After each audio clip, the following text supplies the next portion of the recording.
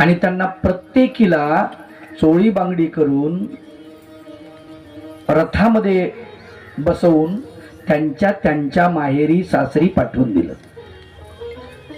आता हा काळ 12-15 वर्षाच्या पुढे निघून गेलेला होता. खर तर त्या महिला आपल्या आपल्या घरी गेल्यानंतर घरच्यांना किती आनंद व्हायला पाहिजे, नाही? प्रचंड आनंद व्हायला पाहिजे. पण असं नाही झालं, उलटच झालं. कोणीच ठेवायला तयार नाही त्यांना. सगळ्यांनी वापस पाठवून दिले. सगळे 16,000 100च्या 100 परत आलेले आहेत. भगवान गोपाल कृष्ण 1 महिना तिथं मुक्काम करून होते. 1 महिना. त्या भौमासुराला मारून त्याच्या पोराला राज्यगादीवर बसवलं. त्याला त्रास देऊ नये, लोक त्रास देतील म्हणून भगवंत 1 महिना मुक्काम करून होते. तो दुष्ट होता पण त्याचा पोरगा सज्जन होता. पण लोकाला काय, कमजोर असेल त्याच्यावर तुटून पडतात. हे सगळ्या लवाजमा वापस आला. उद्धवा सोबत आहेत. उद्धवाला भगवंत म्हणतात, अरे उद्धवा, हे सगळे वापस कसे आले रे? विचार बरं, चौकशी कर. उद्धव गेला, तुम्ही वापस कसे आल्या? त्यामुळे भगवंताला भेटायचं आहे. मीटिंग लावा भगवंताची. मैदानावरती भगवंताचं सिंहासन आणलेलं आहे. सगळ्या आल्यात, भगवंताच्या चरणावरती लोळल्यात. भगवंत म्हणता, बोला, काय म्हणणं आहे तुमचं? देवा, प्रभू, भगवंता आम्हाला का सोडलंस रे? बरं होतो आम्ही इथे. भगवंत म्हणतात, मी मुक्तिदाता आहे. अरे तू म्हणतोस ते बरोबर आहे, पण आम्ही बाहेर निघालो ना, आमच्याकडे ज्या नजरा बघणारे आहेत ना, एकही नजर चांगली नाही कृष्णा. कुणीच आमच्याकडे चांगल्या नजरेनं बघत नाही. सगळ्या वासनेनं भरभटलेल्या नजर आहेत कृष्णा. त्या नजरा आम्हाला अंगामध्ये भाले खुपसल्यासारखे वाटतात कृष्णा. कसं जगावं? पित्याने ठेवलं नाही, पतीने काढून दिलं, भावाने काढून दिलं. काय म्हणतात, तुम्ही भौमासुराच्या बंदी शाळेत काय नीट राहिल्यात का? तुमचं शीलभंग झालं, तुम्ही आता आमच्या कामाच्या नाही राहिल्या. देवा, आम्ही काही वस्तू आहे का रे? माणुसकी नावाचा काही भाग असतो, तोही नाही का रे? आमच्याकडे आता एकच उपाय आहे, एक तर आत्महत्या करावी किंवा शरीर विकावं, देहाची विक्री करावी. काय करावं तूच सांग. ते विचारण्यासाठी शेवटचं तुझ्याकडे आलो.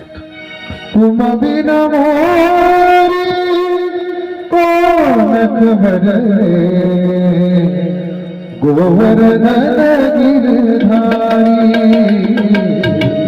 गोवर्धन गिरधारी,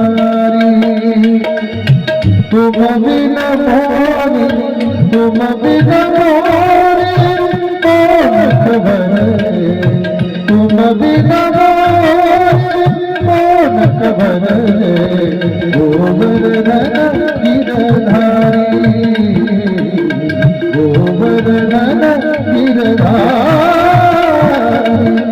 गोवर्धन गिरधारी, हरि स्वभावे द्रौपदी तारी, हरि स्वभावे द्रौपदी तारी,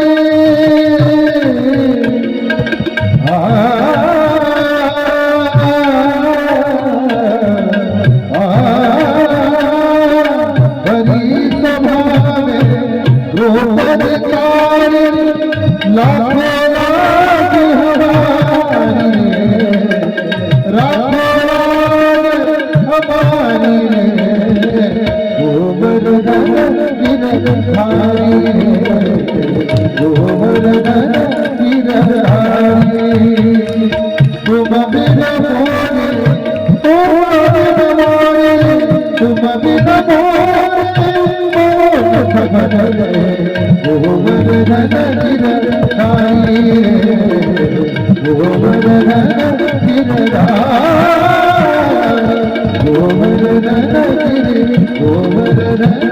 गोवर्धन गिरधारी परब्रह्म परमेश्वर भगवान गोपाल कृष्ण त्यांना म्हणतात, मरण्याची गरज नाही. अरे भगवत कृपेने तुम्हाला जो देह मिळाले ना, त्याचा परिपूर्ण उपयोग करा. इज्जत म्हणजे काय? कोणी तुमच्या शरीराला त्रास देतं, तुमच्या शरीराचा खेळ करून जातो म्हणजे तुमची इज्जत गेली असं नाहीये. मन तर शुद्ध आहे ना तुमचं, मनाला तर काही काळीमा नाही लागला ना. मन सगळ्यात महत्वाचं आहे. देवा कृष्णा, हे फक्त बोलायला असतं रे. तुमचं म्हणणं काय सांगा. देवा, आम्हाला जगण्याचा अधिकार असावा. ठीक आहे उद्धवा, 16,100 मंगळसूत्र तयार कर. सोनार कामाला लागले. 16,100 मंगळसूत्र तयार झाले. प्रत्येकीला एक एक मंगळसूत्र देऊन टाकलं. कोणी दिलं? उद्धवानी. कृष्ण भगवंतानं नाही. भगवंतानं गळ्यात सुद्धा घातलं नाही. सांगितलं, हे मंगळसूत्र आपल्या गळ्यात घाला. आणि आता जर कुणी तुमच्याकडे वाकड्या नजरेनं बघत असेल तर त्याला दाखवा, मी कृष्णाची पत्नी आहे. आता तुमच्याकडे कुणी वाकड्या नजरेनं जर बघितलं, मग पाहतो त्याची सोय. हे आमचं मंगळसूत्र आहे, आलं का लक्षात? तो आमचा मालक आहे. गळ्यामध्ये हा असावा. तुम्हाला माहितीये का, पट्टा जर गळ्यात असेल तर कुत्रे पकडणारी गाडी असते की नाही, ती नेत नाही कुत्रे. आणि पट्टा नसेल तर पकडला जात घेऊन. हे पट्टा आहे आपला. हा, ते म्हणते याला मालक आहे कोणतरी, याला मालक आहे, देव मालक आहे आपला, त्याच्यामुळं आपल्याला यम पकडू शकत नाही. आलं का लक्षात? फार महत्वाची गोष्ट आहे. हे गळ्यातच नाही ठेवायची, ही खुटी आहे, खुटीला लटकून ठेवायची. ज्यावेळेस नामस्मरण करायचं त्यावेळेस काढली, नामस्मरण जोडू, नामस्मरण संपलं, खुटीला लटकवली. सोपं काम. कुठं लटकवायची? खुटीला. आलं का लक्षात? ते मंगळसूत्र गळ्यात घातलं आणि भगवान गोपाल कृष्णाने हा लवाजमा सगळा द्वारकेला पाठवलेला आहे. रुक्मिणीने ते पाहिलं. रुक्मिणीला माहिती आहे कृष्ण म्हणजे भगवंत आहे, माझा देव, माझा पती, परमेश्वर आहे, अखिल ब्रह्मा, अनंत ब्रह्मांड नायक आहे. अनंत ब्रह्मांड नायक आहे, सगळ्या जगाचा मालक आहे, सगळ्या जगाचा पोशिंदा आहे. म्हणून माझ्या कृष्णावरती, माझ्या पतीवरती सगळ्यांचा अधिकार आहे असं ती म्हणते. सगळ्यांचा अधिकार आहे. प्रत्येकीला घर बांधून दिले, स्वतंत्र घर आहे द्वारकेमध्ये. 16,108 मंदिरं आहेत. प्रत्येकीचं जेवण खावण, कोण बिमार पडलं, कुणाला काय पाहिजे, कुणाला काय पाहिजे, कुणाला काय कमी पडलं, तर भगवंत तर नाही बघत ना. कोण बघते माहिती आहे? रुक्मिणी. आणि म्हणून तुम्हाला म्हणलं, अशी स्त्री होणेच नाही. पुन्हा सगळं रुक्मिणी पाहते. आणि भगवंत कुठे आहेत? मध्य भारतामध्ये, पांडवांकडे. इकडे पांडव मोठे झालेले आहेत, त्यांचं वैर वाढत चाललेलं आहे, इतकं वाढत चाललेलं आहे, एकामेकाला पाण्यामध्ये बघ. कौरव नेहमी पांडवांना पाण्यात बघतात, त्यांचा अधिकार त्यांना द्यायचाच नाही असं त्यांच्या डोक्यामध्ये. आणि ते वितुष्ट वाढत गेलेलं आहे, प्रचंड प्रमाणामध्ये वाढत गेलं. लाक्षागृहातून भगवंतानं त्यांना वाचवलं. पुढे द्रौपदीच्या स्वयंवरामध्ये ते प्रगट झाले. प्रगट झाल्यानंतर द्रौपदीचा स्वयंवर लागला. त्यावेळेस खूप मोठा पेच प्रसंग. अर्जुनानं तिला जिंकलं, घरी घेऊन गेले पर्णकुटीमध्ये. घर म्हणजे जंगलामध्ये, पर्णकुटीमध्ये. आणि तिथे गेल्यानंतर, आई ही एक वस्तू आणली आहे बघ म्हणे. तिने सांगितलं बाबा 5 जण भाऊ वाटून खा. ज्या वेळेला भगवंताला कळलं, भगवंत इतके चिडले, अरे स्त्री म्हणजे काय वस्तू आहे? काय बोलतोस? धर्मराज ना तू, धर्म नाही कळत तुला? पण तिच्या तोंडातून तरी तसं का निघावं?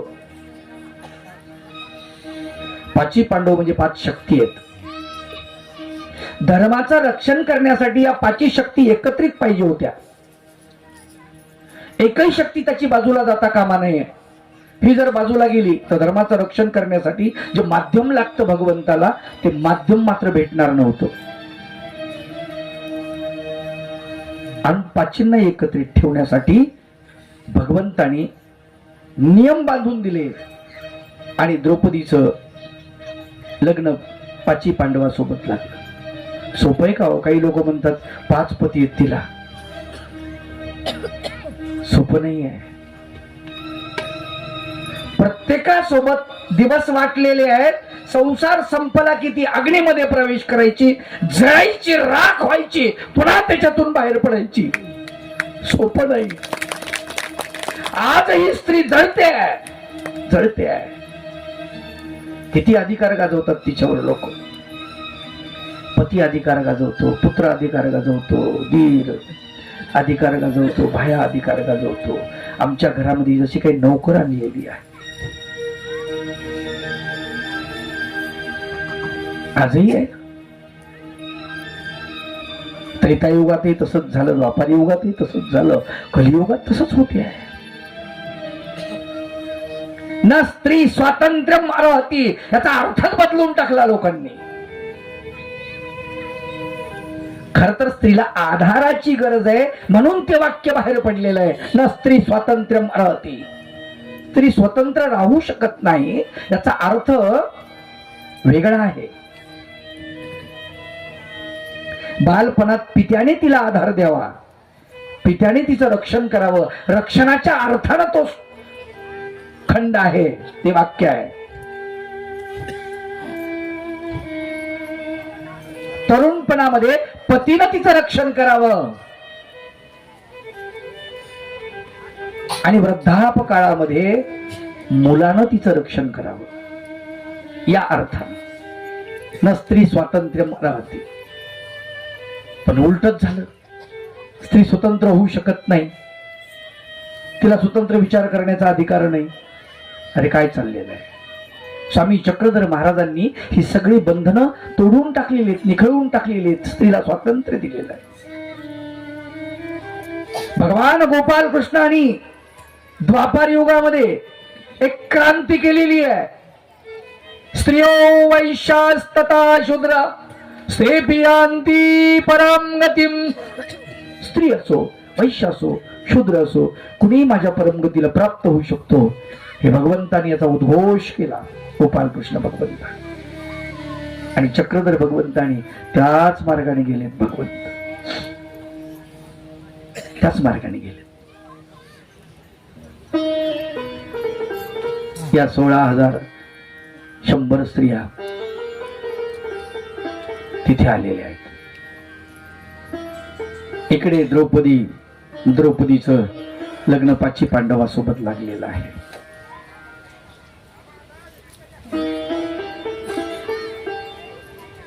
दुर्योधन चेष्टा करतो, पण इतकी चेष्टा एरवीच तरी 5 पती आहेत म्हणे. एखादा माझ्यासारखा असला तर काय बिघडतो? इतकं बोलावं,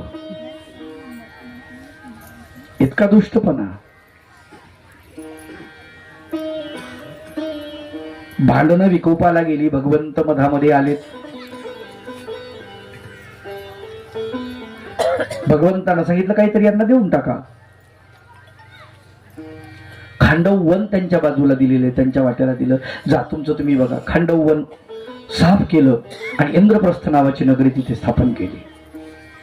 भगवंताच्या बळावरती पांडवांनी शौर्य दाखवलं. इंद्रप्रस्थ इतकं सुंदर, जणू इंद्रपुरी जशी आहे तशी स्वर्गावरची ही इंद्रपुरी बनलेली आहे.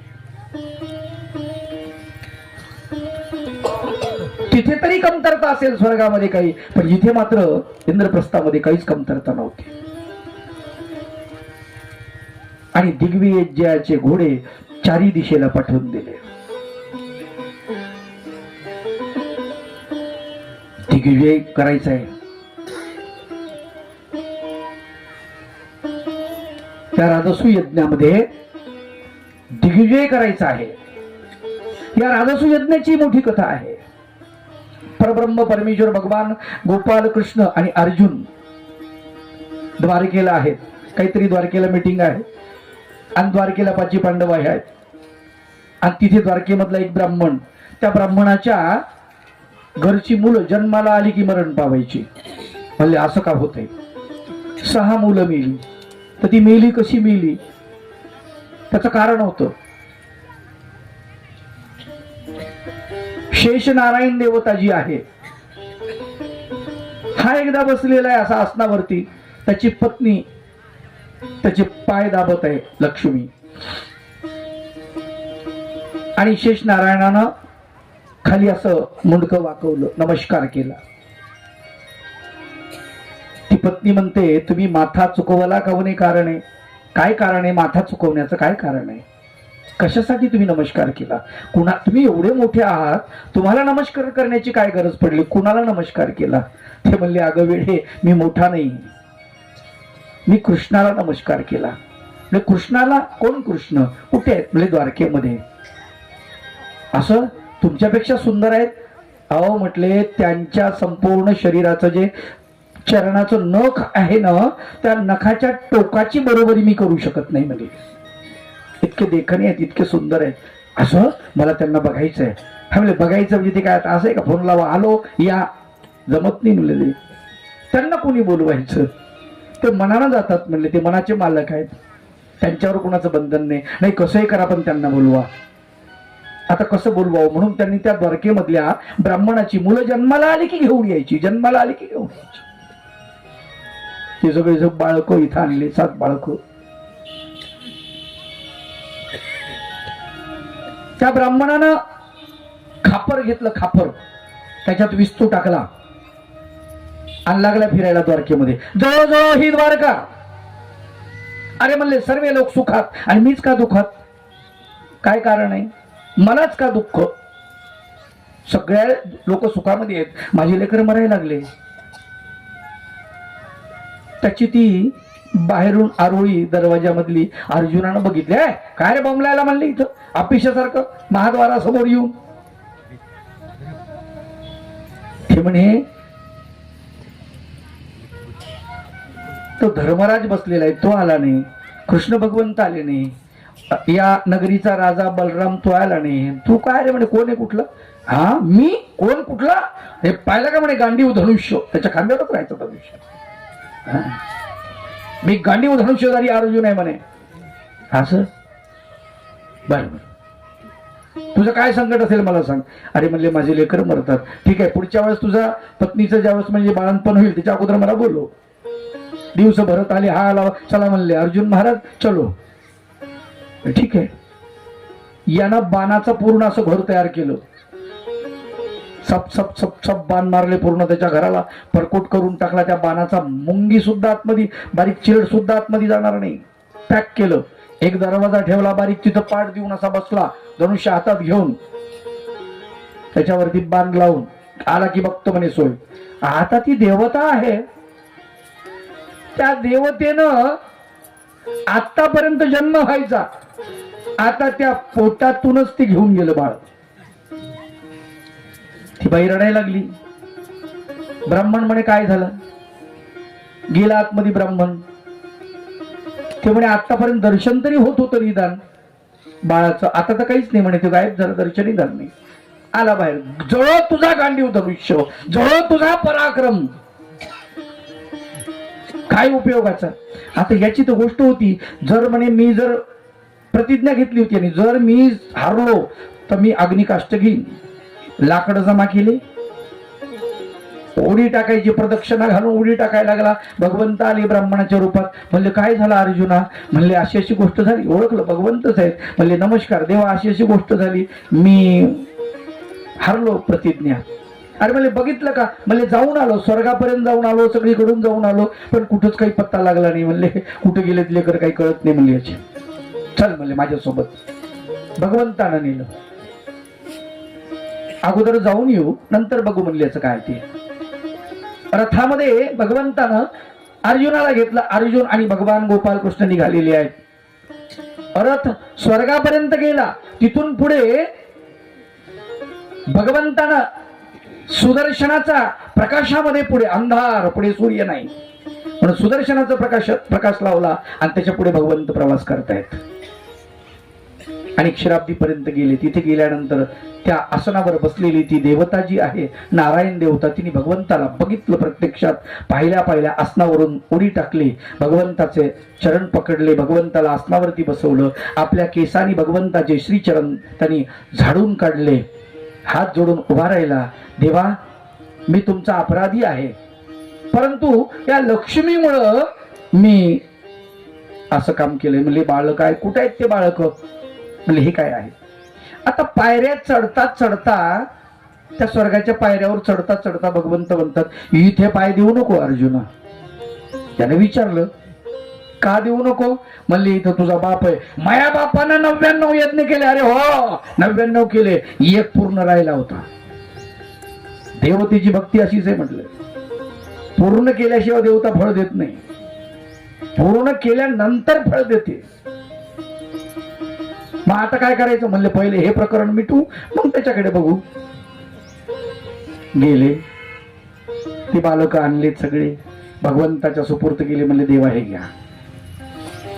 लक्ष्मी जी होती, असं सांगतात की लक्ष्मी भगवंताला वेधलेली आहे आणि भगवंताच्याच मागे लागली.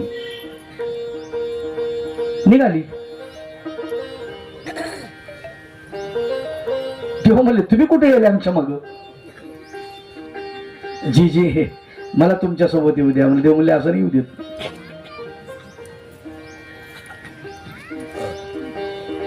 त्याचा अर्थ असा, महानुभाव शास्त्रामध्ये त्याचं वर्णन आलेलं आहे.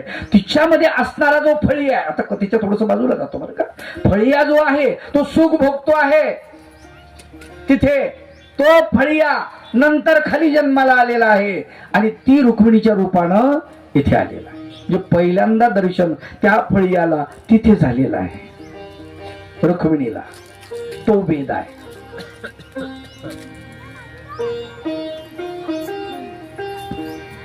त्या पायरीमध्ये घातलेला तो पंडूराजा, त्याला सोडवण्यासाठी राजसू यज्ञ करायचं ठरवलेलं आहे. इकडे इंद्रप्रस्थ नगरी याची स्थापना झालेली आहे.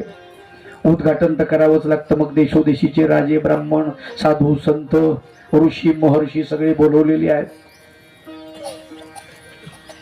हे का कथा आपण ऐकली तिथे. अग्रपूजेचा मान द्यायचा आहे भगवंताला, ती कथा आपली झालेली आहे. तो भाग कथेचा. भगवंताला आसनावरती बसवलाय, भगवंताचे चरण धुवून काढलेले आहेत.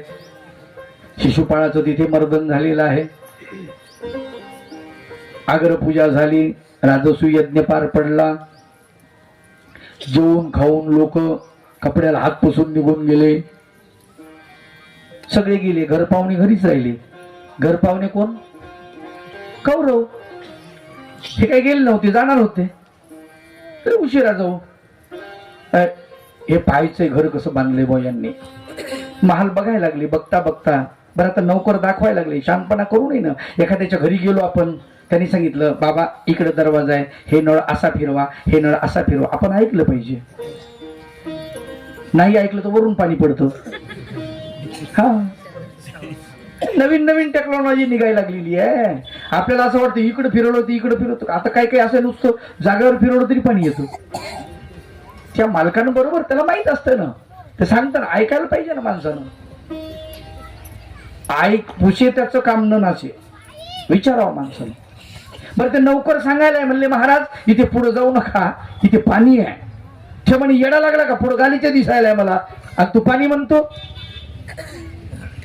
आता पुढे हौद होता, त्यात पाणी होतं. याला वाटलं इकडून पलीकडे जायचं, सरळ सरळ चालत जाऊ. त्या नौकराला बाजूला केलं आणि दुर्योधन पुढे गेला.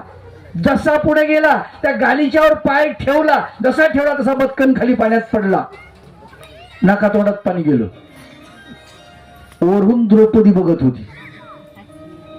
आता दुर्योधन तिचा कोण दीर, हसली. माणसाची मोठी गंमत आहे, पडलं तर माणसाला काही नाही वाटत, लोक हसले त्याचं वाईट वाटतं. पहा तुम्ही रस्त्यावर जर चालले मोटरसायकलवर म्हणा किंवा मग सायकलवर म्हणा किंवा पायीच म्हणा, चालता चालता पाय लचकला, पडला माणूस, माणूस पाय मोडला का काय हे नाही पाहत, इकडं तिकडे पाहतो. कोणी आपल्याला पाहतं का? पहिलं पाहतो. द्रौपदी हसली. हसण्यापुरतं ठीक होतं, पण तिने असं म्हटलं की अंधे का पुत्र अंधाही होत आहे का काही गरज? अरे तो तुझा सासरा आहे, सासऱ्याला बोलू नको, दीर तुझा आहे, त्याची गंमत करायची, नाता आहे तुझा, हरकत नाही. पण अंधे का पुत्र अंधा म्हणजे सासऱ्याला बोलतेस ना, धृतराष्ट्राला बोलतेस. भगवंताची बहीण झाली म्हणून काय झालं? विष पेरल्या गेलं, त्याचा जळफळाट झाला प्रचंड. याला अगोदरच म्हणजे पांडवाचा इतकं कसं काय वाढलं, यांचं एवढी संपत्ती कशी काय वाढली, इतकुस आम्ही त्यांना दिलं होतं खांडवून आणि भलतच चांगलं बनवलं. बरं याला बसवलं तिथं दक्षिणा वाटायला, कोणाला? दुर्योधनाला. भगवंताला माहित होतं याला दक्षिणा वाटायला बस. भीम म्हणे देवा आमचं वाटोळ करून म्हणे ते आमच्या वाईटावर टपलेलं आहे ते, आणि त्याला दक्षिणा वाटायला ते म्हणे 100ची नोट नाही लावणार, 100चं बंडल दिन म्हणे दिसा तुला वाटोळ. अरे होऊ दे, तू चिंता करू नको. मग त्यानं सोनं हॅट घेऊन जा, पांडवाचं सगळं गेलं पाहिजे, पूर्णच नाही पाहिजे यांना. पण असं करता करता देता देता थकून गेला तो, हातानं लोटायला लागला, मग नंतर दम लागला, पायानं लोटायला लागला. नंतर त्या ब्राह्मणाला त्या लोकांना म्हणे घेऊन जा बाबा, तो काही संपेस ना. आता पहा तुम्हाला सांगतो, आपलं आपल्यापाशी असते पण आपल्याला माहित नाही. त्याच्याकडे नवनिधी होत्या, तुझं आहे तुझ पाशी परी तो जागा विसरलासी. अरे तुझ्या पाशी आहे ते, पण तुला माहितच नाही येड्या, नवनिधी तुझ्या हातामध्ये आहेत. ते भगवंताला माहित होतं म्हणून भगवंताने त्याला तिथे ठेवलं होतं. पण त्यानं सगळं करून पाहिले प्रयत्न, म्हणले एवढं वाढलंच कसं. आणि त्याच्यामध्ये त्या आगीमध्ये अगोदरच आग लागलेली हृदयामध्ये, आणि या द्रौपदीनं त्याच्यात तेल टाकलं, राखेल टाकलं, ते पेटलं ना. ते भन भन भन भन भन करत गेले निघून. घरी गेल्या बापाला म्हणलं आपल्याला एक मोठा कार्यक्रम घ्यायचा, अवसर घ्यायचा.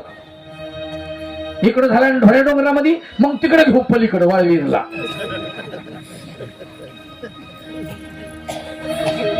होऊ द्या नाही, एक होत होतं, होऊ द्या, काय उगाच दुसरा तिसरा चौथा, काही गरज आहे का?